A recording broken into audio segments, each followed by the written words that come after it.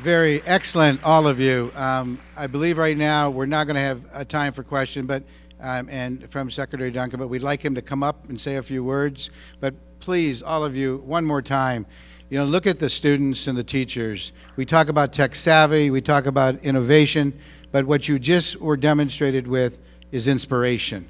Please, let's give them a warm welcome. And there, and now we have Secretary Duncan. We have a mic for you, sir.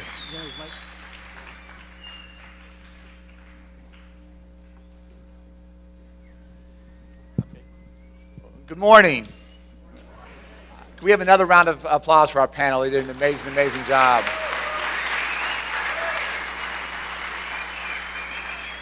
I know we just have a couple minutes, but I do want to ask them a couple questions. First, let me ask you guys, how many of you are planning to graduate from high school? Raise your hand. Give yourselves a round of applause. How many of you are planning to drop out of high school? I better not see any hands. And I know graduating from high school is not always easy, so I really expect you guys to help each other. We talk a lot about positive peer pressure, and if someone's struggling at school or at home or in the community, please look out for them and make sure they get through. Once you graduate from high school, how many of you are planning to go to some form of higher education? Raise your hands. All right, we should really try and be the goal for everyone. Again, 4-year universities, 2-year community colleges, trade, technical, vocational training. Be thinking about that next step on your education journey. And I have to say, just looking at the resources here, looking at what Sunnyside is doing, it makes me want to go back to high school. So many of the things that you guys have available to you were like unimaginable. So it's absolutely inspiring. I want to thank the superintendent. I want to thank the principal and the teachers. Please give them a huge round of applause for all of their hard work every single day.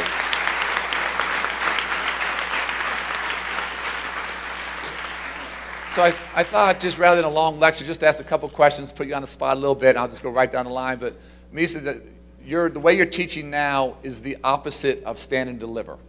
There's a movie about stand and deliver. That's the way to teach. This is about giving up control. It's about letting kids have cell phones, which can be very, very scary for teachers.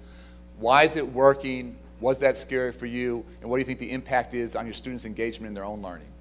So it's working because it gives them the ability to take control of their own learning. The students are able to decide what they want to do, how they're going to process the information I want them to accept, and the best source for them. And the cell phones, we use them all the time. They're in our lives every day. I have mine right here with me. And I just know that if you give them a responsibility with the cell phones, that they'll take it and run with it. And we listen to the Odyssey. They have a partner, and they didn't check their messages. They weren't texting, they weren't tweeting because they had a responsibility to their partner. So I really think that's one of the major focuses. And one other quick question. I know this district and this state is working hard to adopt higher standards, Common Core standards, and Superintendent Hubenthal has done a great job leading that effort. And again, that can be scary. It's more challenging, it's harder for teachers, it's harder for students, how to communicate that to parents. How's that transition going? What's your sense of what's working, what's not, and how can we be helpful as you take this really important but difficult step? Well, I've been trained on Common Core, and I'm an instructional team lead, so I have to walk the English department through it also.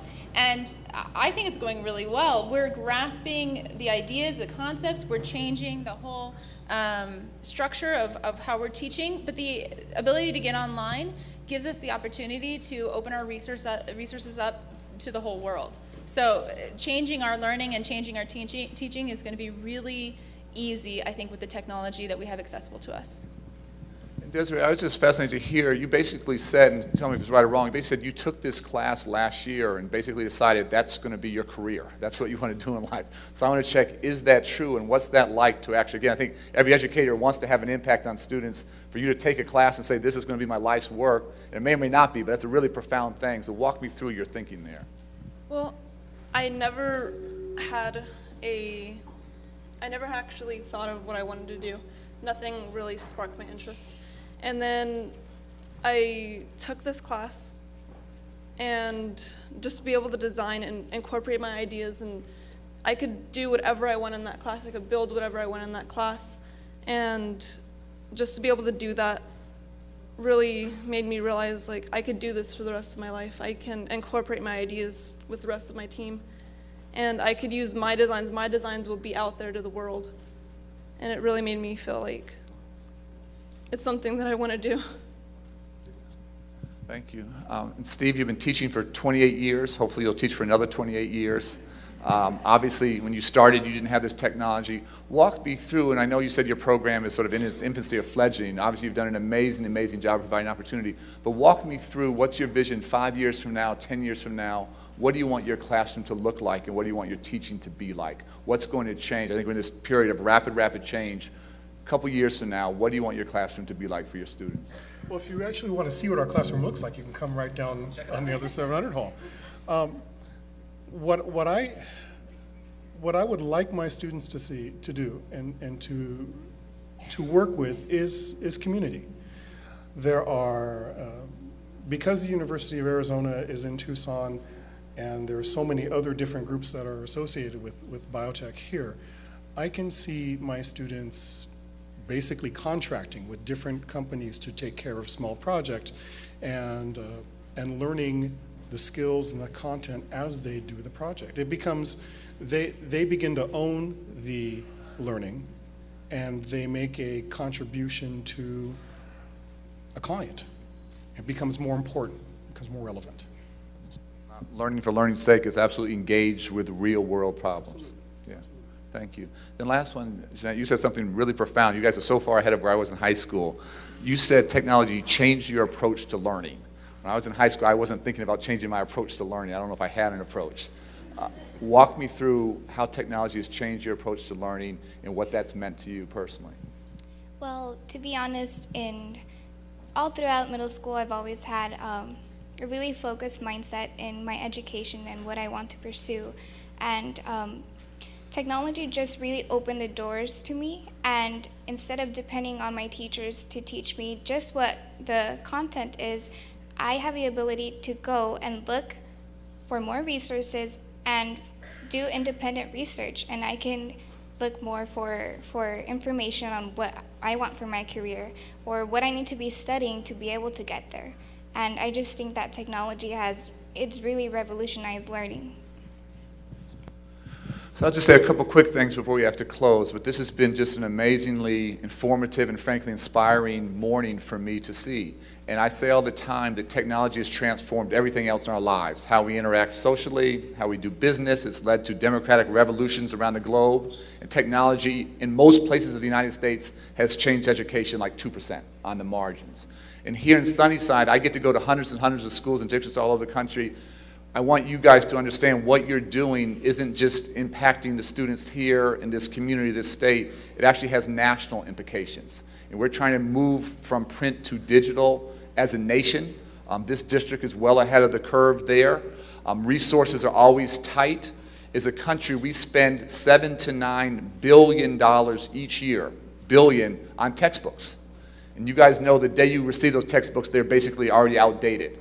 So with limited resources, can we stop buying textbooks, put our money into technology, and give you something that is evolving with you on a daily, if not hourly basis? So again, there are going to be bumps in the road. I'm sure things are hard. The move to Common Core is going to be challenging, but you guys are helping to lead the country where we need to go. The final thing I'll say is there are some communities across the country, be it inner city urban, or remote, or rural, Native American reservation, where schools don't have access. And one thing we're pushing very, very hard with the president, with the FCC, is a program called Connect Ed, and you can look on our website for more information. But we want to invest between $5 and $7 billion to make sure schools across the country have the kind of access to high-speed broadband that you guys have here. And I'm so hopeful for your future, but I worry about the digital divide. I worry about those students who live in communities who don't have a visionary superintendent and principals and teachers who don't have the access. They're as smart as you, they're as committed, they're as talented, they simply don't have the opportunity to be successful. So the more we can learn from you as a nation, the more we can try and replicate these kinds of successes in other places, the more we can give every single young person around the country a chance to be engaged. The final thing I'll say is I worry not just about technology, but I worry about high school dropout rates. I worry about increasing graduation rates. When you talk about 100% of students turning in their assignments, when you talk about students doing real-world problems and internships, those are not students who are going to drop out. Those are students who are going to graduate and be successful. We have to increase graduation rates. We have to reduce dropout rates. We have to increase both equity and drive excellence technology, I think, is a hugely important tool to do that. And again, you guys are doing something that has national implications. So thank you for your hard work. Thank you for your leadership. Thank you for demonstrating to the country what's possible. And we look forward to continuing to partner with you as we move forward. Thanks for having me today. Thank you, Secretary Duncan. You know, the young people here especially, this is what it's all for your future. And the Secretary came and just, again, the word inspiring continues. So we're going to walk off with the Secretary right now, take him over there to talk to the press. So the message of equity, the message of innovation, the message of what Sunnyside is doing continues to be echoed throughout the airwaves. But before we leave, I'd like you to stay for a minute. I'm going to go with the Secretary. But another champion for us, I'd like to have Superintendent Hupethal dismiss the crowd. He's going to talk to you. I'm going to invite him up a little impromptu, but he has been a champion for us. So I'm going to walk with the Secretary and Superintendent Hupethal.